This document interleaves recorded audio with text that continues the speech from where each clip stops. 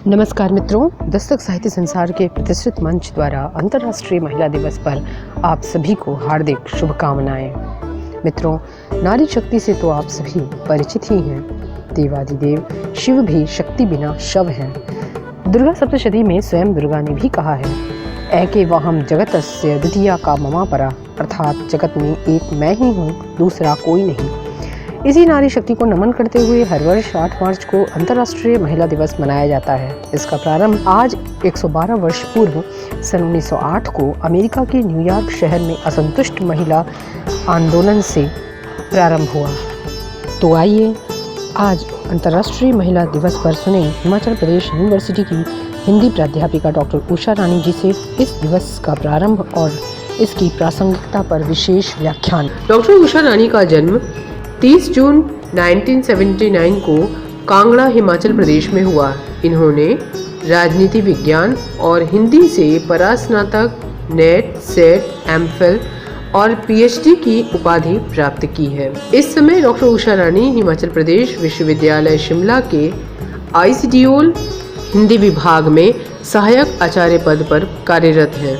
इनकी 5 पुस्तकें प्रकाशित हैं, जिनमें मृणाल पांडे के साहित्य में युगबोध, महिला सशक्तिकरण, निर्मल भारत, मृणाल पांडे की कहानियों में नारी शोषण तथा नारी विमर्श और हिंदी साहित्य हैं। डॉक्टर उषा रानी के 50 से अधिक लेख विभिन्न पत्र पत्रिकाओं में प्रकाशित हैं।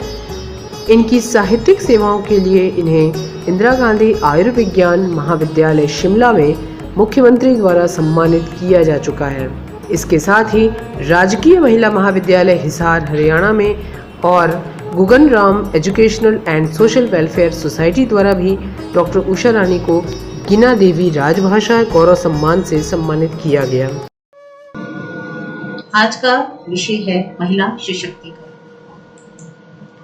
अंतर्राष्ट्रीय महिला दिवस हर वर्ष 8 मार्च को विश्व के विभिन्न देशों व क्षेत्रों में महिलाओं के प्रति सम्मान, प्रशंसा और प्रेम प्रकट करते हुए महिलाओं के आर्थिक, राजनीतिक और सामाजिक उपलब्धियों एवं कठिनाइयों की सापेक्षता के उपलक्ष्य में उत्सव के तौर पर मनाया जाता है।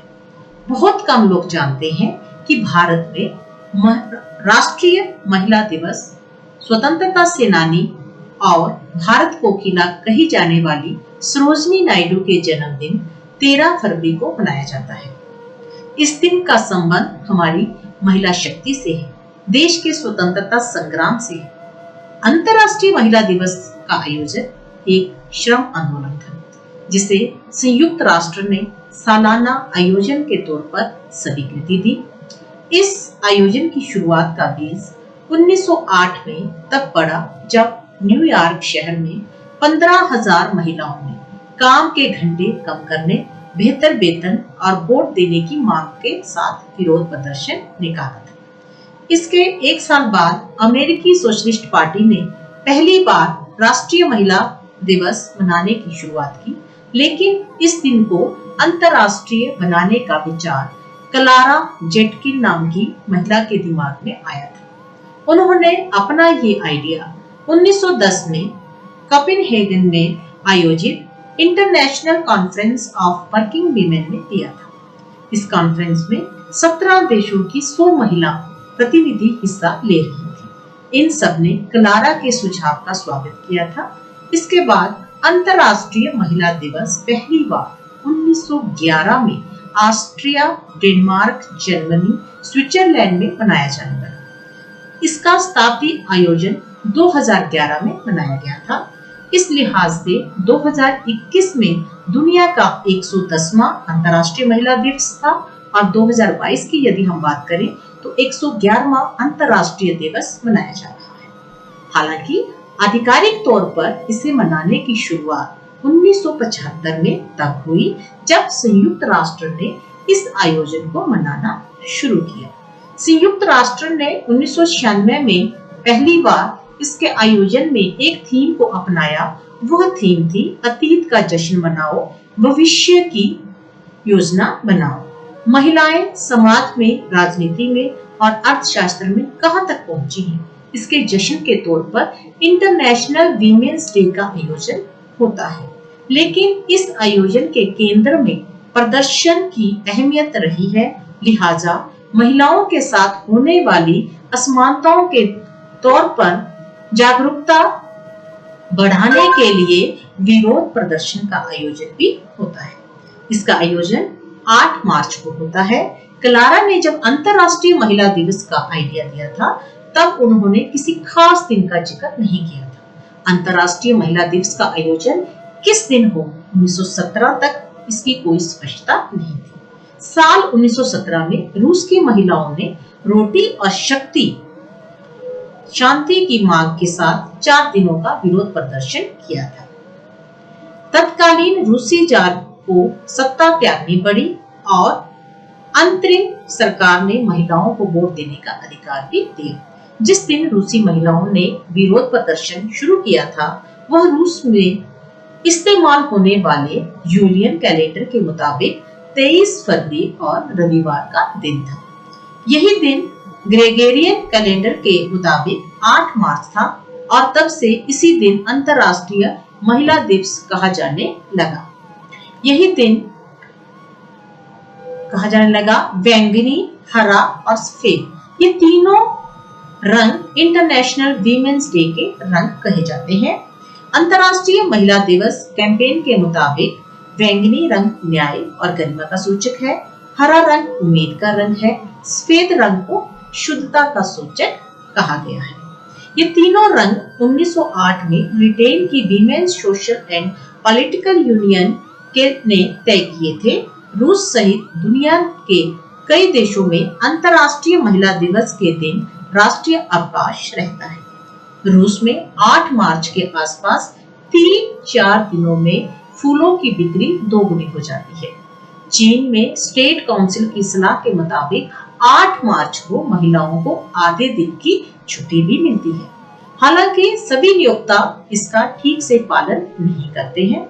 इटली में अंतर्राष्ट्रीय महिला दिवस के मौके पर लोग एक दूसरे को छुई मुई का फूल देते हैं। इस परंपरा के शुरू होने की वजह तो स्पष्ट नहीं है, लेकिन यह माना जाता है कि द्वितीय विश्व युद्ध के बाद रोम में इस चलन की शुरुआत हुई। अमेरिका में मार्च महिला इतिहास का महीना मनाया जाता है। हर साल जारी होने वाली घोषणा के जरिए राष्ट्रपति अमेरिकी महिलाओं की उपलब्धियों का सम्मान करते हैं। अब बात करते हैं अंतर्राष्ट्रीय महिला दिवस के अवसर पर बहुत सी नई थीम्स जो जारी की गई हैं उनके बारे में। सबसे पहले है #ChooseToChallenge। यह थीम इस विचार से चुनी गई थी कि बदलती हुई दुनिया एक चुनौतीपूर्ण दुनिया है और व्यक्तिगत और तौर पर हम सब अपने विचार और कार्य के लिए जिम्मेदार हैं। अभियान में कहा गया था कि हम सब लैंगिक भेदभाव और असमानता को चुनौती दे सकते हैं। हम सब महिलाओं की उपलब्धियों का जश्न मना सकते हैं। सामूहिक रूप से हम सब एक समावेशी दुनिया बनाने में योगदान दे सकते हैं। इसके बाद #Each for Equal की थीम चुनी गई। ये विचार सामूहिक व्यक्तिवाद से लिया गया था। अभियान के तहत ये कहा गया था, इस तरह से परिभाषित किया गया था कि हम सभी एक संपूर्ण विश्व का हिस्सा हैं। हमारे व्यक्तिगत काम, संवाद, बर्ताव और सोच का हमारे समाज पर व्यापक असर पड़ता है। इसलिए हम सब मिलकर एक बड़ा बदलाव ला सकते हैं। मिलजुल कर हम सभी एक लैंगिक रूप से समान दुनिया की रचना कर सकते हैं। इस वर्ष महिला दिवस 2022 की थीम वुमेन्स ऑफ टुमारो रखी गई है। इस थीम का अर्थ है आने वाला कल महिलाओं का होगा। पिछले कुछ वर्षों में हमने देखा है कि महिलाओं का आंदोलन बहुत व्यापक स्तर पर पहुंच गया है। अक्टूबर 2017 की यदि हम बात करते हैं, अक्टूबर 2017 में लाखों लोगों ने #MeToo अभियान सोशल मीडिया पर शेयर और शोषण व हिंसा के अपने अनुभवों के खिलाफ आवाज उठाई। इन महिलाओं ने मांग की कि दुनिया भर में महिलाओं का यौन शोषण बंद होना चाहिए। साल 2018 में भी #MeToo संवाद विश्व स्तर पर जारी रहा। भारत, फ्रांस, चीन और दक्षिण कोरिया जैसे देशों की महिलाएं भी इस आंदोलन का हिस्सा बनी और उन्होंने स्थितियों में बदलाव की मांग को तेज किया। अमेरिका में हुए मध्यावधि चुनावों में रिकॉर्ड तादाद में महिलाओं ने जीत हासिल की। महिला सशक्तिकरण के बारे में जानने से पहले हम ये जान समझ लेना बहुत ही जरूरी है कि सशक्तिकरण क्या है। सशक्तिकरण से तात्पर्य किसी व्यक्ति की उस योग्यता से है जिसमें वो अपने जीवन से जुड़े सभी निर्णय स्वयं ले सके। महिला सशक्तिकरण के इस वक्तव्य में हम उसी क्षमता की बात कर रहे हैं जहां महिलाएं परिवार और समाज के सभी बंधनों से मुक्त होकर अपने निर्णयों की निर्माता खुद हो। सशक्तिकरण एक प्रक्रिया है जिसके माध्यम से जागरूकता, कार्यशीलता, बेहतर नियंत्रण के लिए प्रयास के द्वारा व्यक्ति अपने विषय में निर्णय लेने के लिए समर्थ एवं स्वतंत्र होता है। इस दृष्टि से देखें तो नारी का सशक्तिकरण एक सर्वांगीण व बहुआयामी दृष्टिकोण है। यह राष्ट्र निर्माण की मुख्य धारा में महिलाओं की पर्याप्त व सक्रिय भागीदारी में विश्वास रखता है। एक राष्ट्र का सर्वांगीण व समरसता पूर्ण विकास तभी संभव है जब महिलाओं को समाज में उनका यथोचित स्थान व पद दिया जाए, उन्हें पुरुषों के साथ साथ विकास की सहभागी भी माना जाए। सशक्तिकरण के अंतर्गत महिलाएं अपने आर्थिक स्वावलंबन, राजनीतिक भागीदारी व सामाजिक विकास के लिए आवश्यक विभिन्न कारकों पर पहुंच व नियंत्रण प्राप्त करती हैं। अपनी शक्तियों व संभावनाओं, क्षमताओं व योग्यताओं तथा अधिकारों व जिम्मेदारियों के प्रति जागरूक होती हैं। सशक्तिकरण शब्द का विच्छेद यदि हम करते हैं, स जमा शक्ति जमा करण, जिसमें स उपसर्ग है, शक्ति संज्ञा है, विशेषण तथा करण प्रत्यय से मिलकर शब्द बना है सशक्तिकरण। इसका ध्वनि अर्थ है शक्ति सहित, गत्यात्मकता अर्थात गति। सशक्तिकरण एक विकासात्मक प्रक्रिया है, निरंतर चलने वाली प्रक्रिया, निर्बल के सबल बनाने वाली प्रक्रिया। एक पूर्ण सशक्त व्यक्ति वह है जो अपने जीवन से संबंधित निर्णय लेने में पूरी तरह स्वतंत्र हो। सामाजिक संदर्भों में जिस प्रकार विवाह, संतानोत्पत्ति तथा व्यवसाय इत्यादि से संबंधित विषयों पर घरेलू अथवा सामाजिक स्तर पर किसी प्रकार का दबाव न हो। इस प्रकार स्त्रियों के संदर्भ में सशक्तिकरण की अवधारणा अत्यधिक महत्वपूर्ण हो जाती है। भारतीय समाज में प्राचीन काल से ही नारी को पुरुष के समान अधिकार प्रदान किए गए हैं। उसे अपने जीवन की गरिमा को सुरक्षित रखने और सम्मानित जीवन जीने का पूर्ण अधिकार प्रदान किया गया है। यहाँ तक कि शिक्षा और विज्ञान के क्षेत्र में भी नारी को अपनी प्रतिभा दिखाने और मुखरित करने की पूर्ण स्वतंत्रता प्रदान की गई है। महाभारत काल के बाद नारी की स्थिति या इस स्थिति में गिरावट हमें देखने को मिली। उससे शिक्षा का मौलिक अधिकार छीन लिया गया। धीरे धीरे नारी की स्थिति दयनीय एवं चिंताजनक होती गई। वर्तमान संदर्भों में देखें तो समय के साथ साथ महिलाओं की परिस्थितियों में व्यापक बदलाव आ रहा है। समय करवट ले रहा है। दमन, दलन, उत्पीड़न से मुक्त होकर नारी जागरूक हो रही है। आज नारी विकास की ओर अग्रसर है। वह हर क्षेत्र में अपनी एक अनोखी पहचान बना रही है। पुरुषों के साथ कंधे से कंधा मिलाकर काम कर रही है। यह आधुनिक युग की नारी का स्वरूप है। महिला सशक्तिकरण का अर्थ की यदि हम बात करते हैं तो महिलाओं के सामाजिक और आर्थिक स्थिति में सुधार लाना ही महिला सशक्तिकरण है, ताकि उन्हें रोजगार, शिक्षा, आर्थिक तरक्की के बराबरी के मौके मिल सके, जिससे वह सामाजिक स्वतंत्रता और तरक्की प्राप्त कर सके। यह वह तरीका है जिसके द्वारा महिलाएं भी पुरुषों की तरह अपनी हर आकांक्षाओं को पूरा कर सकती हैं। आसान शब्दों में यदि हम बात करें तो महिला सशक्तिकरण को इस प्रकार परिभाषित किया जा सकता है कि इससे महिलाओं में उस शक्ति का प्रवाह होना है जिससे वो अपने जीवन से जुड़े हर फैसले स्वयं ले सकती है और परिवार और समाज में अच्छे से रह सकती है। समाज में उनके वास्तविक अधिकार को प्राप्त करने के लिए उन्हें सक्षम बनाना ही महिला सशक्तिकरण है। नारी समाज की प्रगति को आगे बढ़ाने में सहायक रही है। समाज का विकास तभी संभव है जब पुरुष और नारी दोनों का समान विकास हो, दोनों का व्यवहारिक रूप से समान अधिकार प्राप्त हो। मात्र एक वर्ग के विकास से समाज में असंतुलन ही पैदा होगा।